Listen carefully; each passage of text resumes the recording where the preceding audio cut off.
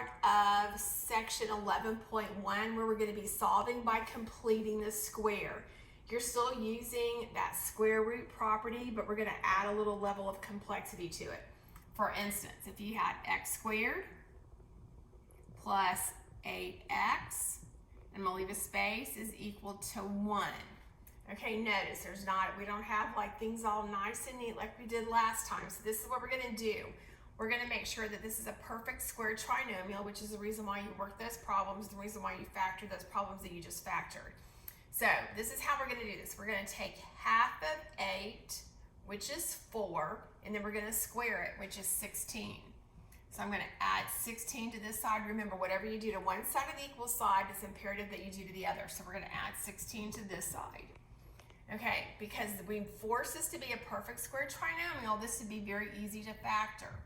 This should be x plus 4 quantity squared is equal to 17. Okay, so now we're back from this point on, we're using the square root property. We're going to take the square root of both sides. We have x plus 4 is equal to plus or minus the square root of 17. To get the x by itself, we're going to subtract 4 from both sides. So x is equal to negative 4 plus or minus the square root of 17. Okie doke. I'm going to erase all of this.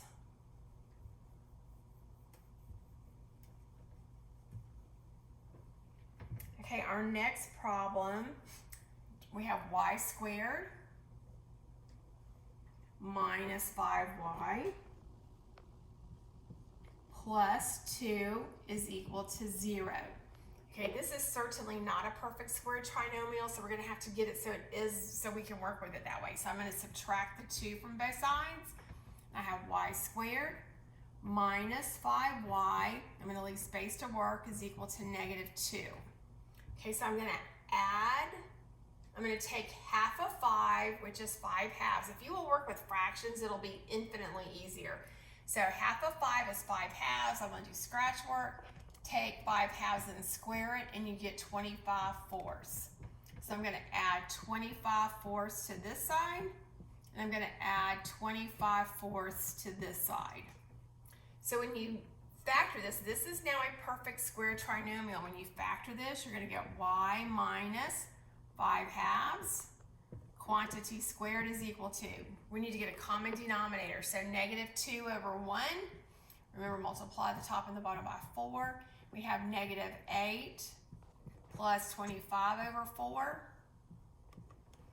Okay, so we have y minus 5 halves quantity squared is equal to, is that 17 fourths? Okay, so take the square root of both sides. And now I have y minus 5 halves is equal to plus or minus. We can go ahead, this is the square root of 17. If we broke it apart by numerator and denominator, the square root of 4 is 2. So we're just going to add 5 halves to both sides.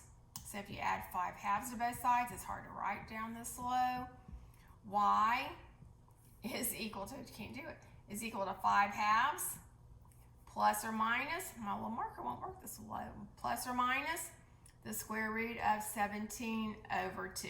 Okay, if you can't read it, that's 5 halves plus or minus the square root of 17 over 2. Okay, that's the hardest kind of problem that we're going to do. We'll do some more. They're not quite that bad. It's really not that bad because you really didn't have to do any arithmetic toward the end.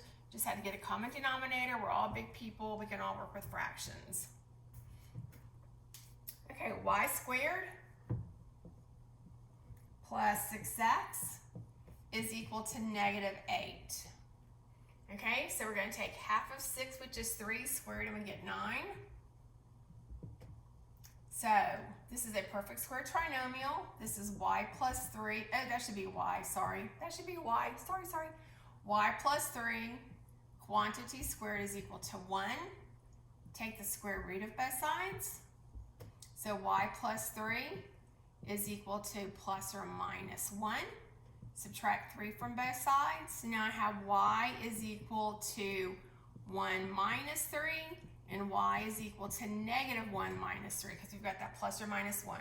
So 1 minus 3 is negative 2, negative 1 minus 3 is negative 4. So your two answers are negative 2 and negative 4. Okay, one more problem.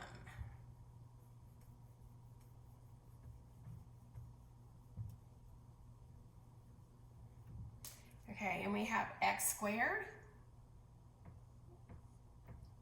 minus 2x minus 2 is equal to 0. Okay, we cannot, this is not a perfect square trinomial. We're going to move that 2 over. Let's add 2 to both sides. I have x squared minus 2x, my board's moving, sorry, is equal to 2. So to get a perfect square trinomial, we're going to take half of 2, which is 1, square 1, and you get 1, plus 1, plus 1. So this is x minus 1, quantity squared when you factor it is equal to 3. So remember, a square undoes a square root. Take the square root of both sides, and you have x minus 1 is equal to plus or minus the square root of 3. These are my favorite kind of problems because you don't have to do any arithmetic at the end. Add a 1 to both sides, and x is equal to plus or minus, 1, plus or minus the square root of 3. So x is equal to 1 plus or minus the square root of 3. Okay, I want to show you a word problem, and then I will post the solution at a later time. But I want you to copy this down really, really quickly. Okay, this is your formula. If A is equal to P times 1 plus R raised to the T power. A is your future value of money. P is your present value of money. R is your rate. And it has to be in a percent. And T is time, and time has to be in years.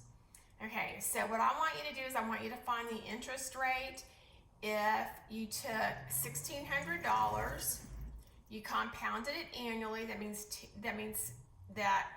compounded annually for 2 years, so T is equal to 2. Your future value of money, this A, is $1,764. So work on that, and I will post the solution later on. Thanks, you guys.